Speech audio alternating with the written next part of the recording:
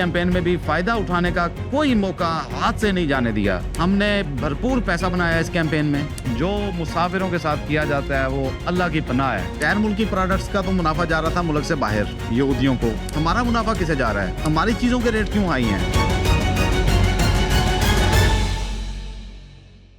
हमें इस गलती का एतराफ़ करना चाहिए कि बहैसियत कौम हम हमेशा मौके की तलाश में रहते हैं। अभी एक बाइकआउट कैंपेन चल रही है और उन कंपनीज का, उन मुल्कों का, उन इदारों का बाइकआउट किया जा रहा है जो किसी ना किसी हवाले से इजराइल को सपोर्ट कर रहे हैं। और हमारा मौक़िफ़ ये है कि फ़लस्तीनी भाइयों के साथ इज़हार यकजहती करते हुए उन इदारों का, उन चीज़ों का, उन प्रोडक्ट्स का बाइकआउट कर दें जो पैसा वापस उन्हीं के ऊपर इस्तेमाल हो रहा है और उन्हीं की नस्ल कुशी जारी है। और ये काफ़ी सोशल मीडिया के ऊपर भी कैंपेन बड़े जोरों शोर से जारी रही है और कामयाब रही है। बड़ी बड़ी कंपनीज को बड़ी अमाउंट में लॉस हुआ है, उनके शेयर्स की प्राइसेस गिर गई हैं, उनकी सेल्स खत्म हो गई हैं। और पाकिस्तान में भी अच्छा खासा इम्पैक्ट इन्होंने क्रिएट किया है और बड़ा एक क्लियर मैसेज दिया है कि हम आपसे नफरत का इजहार करते हैं, नाराजगी का इजहार करते हैं, गुस्से का इजहार करते हैं। इस कैंपेन का मकसद तो ये था कि अपने फ़लस्तीनी भाइयों के साथ इज़हार यकजहती किया जाए, उन कंपनीज को मुआशी नुकसान दिया जाए जिन्होंने इस जुल्म बर्बरियत में इजराइल का साथ दिया है। लेकिन हमने यहाँ इस कैंपेन में भी फायदा उठाने का कोई मौका हाथ से नहीं जाने दिया। हमने भरपूर पैसा बनाया इस कैंपेन में। हमने सोशल मीडिया अकाउंट्स ग्रो करवाए अच्छे खासे, हमने लाइक्स लिए, वीडियोज के व्यूज लिए और सोशल मीडिया पे चटपटी रंग बिरंगी पोस्ट करते रहे हैं। लेकिन बात यह है, कैंपेन बिल्कुल ठीक थी, होनी चाहिए थी, लेकिन उसके पीछे कुछ पसे पर्दा मकासद कुछ लोग अपने लेके सामने आ जाते हैं। हमेशा यहाँ पे एंट्री मारते हैं कुछ फेक अकाउंट्स, वो सोशल मीडिया के ऊपर कुछ लिस्ट बना के पब्लिश कर देते हैं। ये चीजें इजराइल की हैं जिनका पैसा जो है इस वार में जा रहा है और हमारे मासूम भाइयों के खिलाफ जो जुल्म बर्बरियत हो रही है उसमें इस्तेमाल हो रहा है। अब जो फेक अकाउंट्स है वो क्या करते हैं, बेसिकली कंपेटिटर्स जो होते हैं एक दूसरे के, हम कारोबार में मुकाबला नहीं कर पा रहे होते तो हम अपने मुखालिफ कंपनीज के नाम उस लिस्ट में डाल के लिस्ट सोशल मीडिया पे शेयर कर देते हैं। मेरे और आपके जैसे बहुत से लोग इस तरह के हैं जो बगैर सोचे, बगैर समझे, बगैर जाने, बगैर देखे इस तरह की चीजों को आगे शेयर करना शुरू कर देते हैं और वो पूरे पाकिस्तान में फैल जाती हैं। इस तरह जाने अनजाने में बहुत सी ऐसी कंपनीज का भी नुकसान हो जाता है जिनका इजराइल के साथ कोई लेना देना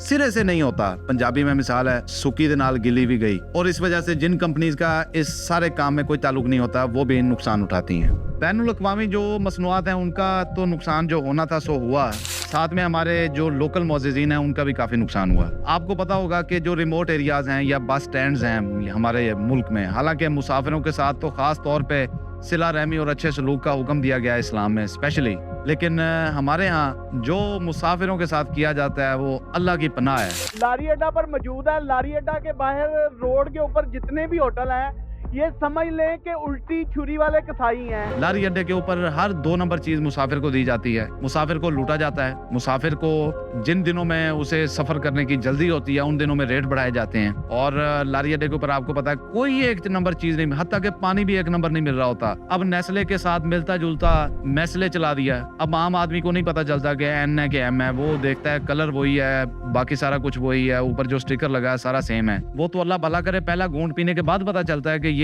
1 नंबर है कि 2 नंबर है। अगर हमारे किसी लोकल भाई ने तैयार की हो तो पहले घूंट के बाद दूसरा घूंट आप नहीं पी सकते हैं। और इसी तरह सुपर बिस्किट है, कोई डूपर बना रहा है, कोई कूपर के नाम से, कोई शुपर, अजीबो गरीब, मतलब वही चीज उसी तरह के रैपर में, उसी कलर स्कीम के अंदर आम आदमी को नहीं पता चल रहा होता। तरह हमारे लोकल भाइयों का भी काफी सारा नुकसान हो जाता है इस तरह की कैंपेन में। एक बड़ी चीज है जो फॉरेन डायरेक्ट इन्वेस्टमेंट है। जो हमारा मुल्क है आपको पता है इसकी इकोनॉमिक सिचुएशन क्या है और हमारी ख्वाहिश होती है कि हमारे मुल्क में गैर मुल्की सरमायाकारी आए। और जब गैर मुल्की सरमायाकारी आती है तो हम उससे किस तरह कम्पीट करते हैं। अब हम नहीं देखते कि उसका इजराइल के साथ कोई ताल्लुक वास्ता है नहीं है, वो फ्रेंचाइज है या वो इंडिपेंडेंट प्रोप्राइटरशिप है, जैसे भी है हम कैंपेन चलाते हैं, कोशिश करते हैं हमारे तमाम मुखालिफ इसमें रगड़े में आ जाएं ताकि हमारा कारोबार चमकने लगे। और दूसरी बड़ी बात कि बहुत सी लेबर इसके साथ अटैच होती है। बहुत से इस तरह के ब्रांड्स जो हैं वो लोकली परचेज करते हैं। मिसाल के तौर पर चीज लोकली लेते हैं, ब्रेड लोकली लेते हैं और बहुत से लोगों का रोजगार बाजार इसके साथ जुड़ा होता है वो वापस नहीं आता है।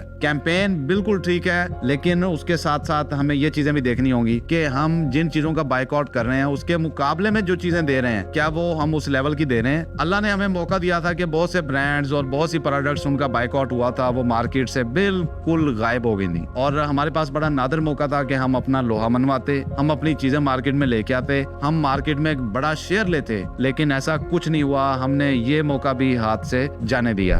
अब जो गैर मुल्की ब्रांड्स हैं वो टैक्स पूरा दे रहे होते हैं, वो बिजली के बिल दे रहे होते हैं, वो आपकी गैस के बिल दे रहे होते हैं, वो प्रॉपर्टी टैक्स दे रहे होते हैं और वो किसी भी किस्म की इन्वेस्टमेंट करते हैं वो SOPs के मुताबिक करते हैं और जो कंपनीज ऑर्डिनेंस है उसके मुताबिक SECP के साथ रजिस्टर्ड होते हैं। ये चीज माननी पड़ेगी कि उनकी कॉस्ट थोड़ी सी ज्यादा होती है, उन्होंने रॉयल्टी भी पे करनी होती है बाहर। हम जो मुकाबले में चीजें लेके आते हैं या ड्रिंक्स जो हम लेकर आए हैं क्या वो स्टैंडर्ड की हैं? यहाँ तो हम ना लेबर को पैसे देते हैं, ना हम उनकी सोशल वेलफेयर पे कुछ खर्च करते हैं और ना ही हम बिजली गैस और टैक्स के मामले में, बाकी आपको पता है किस तरह हिसाब चल रहा है, मोटा मोटा हिसाब है सारा। गैर मुल्की प्रोडक्ट्स का तो मुनाफा जा रहा था मुल्क से बाहर यहूदियों को, हमारा मुनाफा किसे जा रहा है? हमारी चीजों के रेट क्यों हाई हैं? हमने चीजों के रेट कम नहीं किए और जिस प्रोडक्ट का बाइकआउट किया है, मिसाल के तौर पे वो 170 की थी, जो हम अपनी प्रोडक्ट लेके आए हमने उसका भी रेट 170 रखा है, हालांकि हमारी कॉस्ट कम है। हमने इस चीज को एक मजहबी रंग भी दिया है और मजहबी रंग देते देते साथ हम अपना प्रॉफिट भी उठाने लग गए और अच्छा खासा प्रॉफिट कमा लिया। हमने उनको भी मार्केट से गायब करवाया,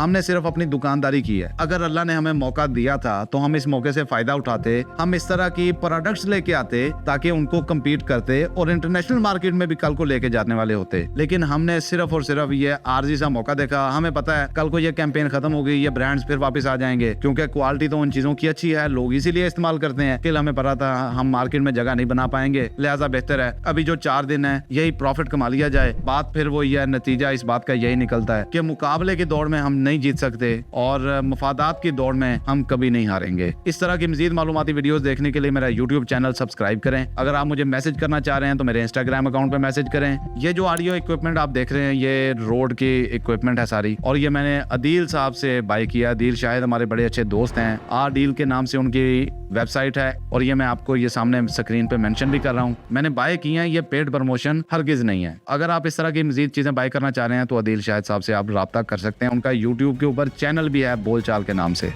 थैंक यू वेरी मच।